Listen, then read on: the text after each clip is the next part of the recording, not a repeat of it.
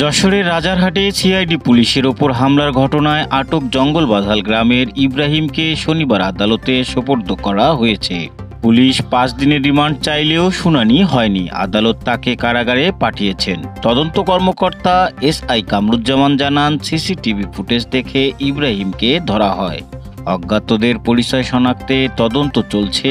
উল্লেখ্য, বুধবার 20 পিস ইয়াবা সহ তুষারকে আটক করলে সহযোগীরা সিআইডির ওপর হামলা চালিয়ে তাকে ছিনিয়ে নেয়। মামলায় শাওন ও ইব্রাহিম আটক হলেও প্রধান অভিযুক্ত তুষার সর্দার পলাতক। অভয়নগরে সন্ত্রাসীদের গুলিতে আহত শামীম শেখ চিকিৎসাধীন অবস্থায় মারা যাওয়ার ঘটনায় শনিবার সকালে তার বাবা মামলা করেছেন। আসামি রানাগতির মিজানুর রহমান আকুঞ্জি ও সাইফুল ফকির, সঙ্গে অজ্ঞাত 8 থেকে 10 জন।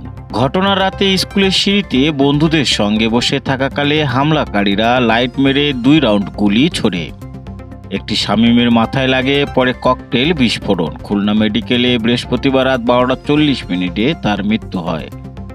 ওসি রবিউল ইসলাম জানান, এলাকায় আধিপত্য নিয়ে বিরোধে এ হত্যাকাণ্ড। শামীম চরমপন্থী দলের সদস্য ছিলেন। তদন্ত চলছে, কেউ এখনো ধরা পড়েনি। যশোর সদরের বিরামপুরে শনিবার সন্ধ্যা 7:20 ছুরিকাঘাতে 3 জন গুরুতর জখম হয়েছেন। মোহাম্মদ আলী, তার স্ত্রী শাহানাজ ও ছেলে রনি। পরিবারের দাবি, মেয়েকে আনতে গেলে কথা কাটাকাটির এক পর্যায়ে জামাই ইসহাক আলীর ছেলে ইব্রাহিম ছুরি দিয়ে আঘাত করেন। অভিযোগ আছে, মোহাম্মদ আলীর মেয়ে তাসমিয়া আক্তার মিমকেও মারধর করে ঘরে আটকে রাখা হয়েছে। আহতদের যশোর জেনারেল হাসপাতালে চিকিৎসা চলছে।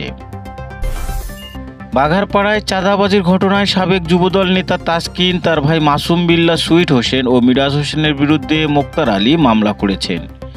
ইজি বাইক টোল ইজারাকে কেন্দ্র করে প্রতিদিন 200 টাকা দাবি ও 400 টাকা আদায়ের অভিযোগ রয়েছে। বৃহস্পতিবার রাতে রামদা কুড়াল হাসুয়া নিয়ে পথ রোধ করে মোক্তার, তার ভাই নূর ইসলাম ও ভাইপো খায়রুলকে কুপিয়ে জখম করা হয়। তারা হাসপাতালে ভর্তি। পুলিশ মাসুম বিল্লাহকে আটক করেছে। যশোর জেলা সাংবাদিক ইউনিয়নের সভাপতি ও প্রেস ক্লাবের ভাইস প্রেসিডেন্ট শেখ দিনু আহমেদ গুরুতর অসুস্থ হয়ে যশোর জেনারেল হাসপাতালে ভর্তি হয়েছেন। প্রেস ক্লাবে এক অনুষ্ঠানের মধ্যে তিনি অসুস্থ হয়ে পড়লে দ্রুত হাসপাতালে নেওয়া হয়। বর্তমানে তিনি চিকিৎসাধীন রয়েছেন। তার ছেলে শেখ ফায়াজ আহমেদ জানিয়েছেন, চিকিৎসকরা পর্যবেক্ষণে রেখেছেন, সহকর্মীরা তার দ্রুত আরোগ্য কামনা করেছেন। শুনছেন তো, ওয়েবসাইট বানানো এখন আর ঝামেলা নয়। এনএসআইটি ওয়েব সলিউশন দিচ্ছে মাত্র একদিনে ওয়েবসাইট ডেলিভারি, সাথে হোস্টিং আর ডোমেইন একদম ফ্রি। সব কিছুই মাত্র 2500 টাকায়। আমাদের ঠিকানা 140 জেল রোড, খোপ, যশোর ও পুলিশ প্লাজা, গাড়িখানা রোড, যশোর। দেশ বিদেশের খবর সবার আগে জানতে ভিজিট করুন raddennews.net।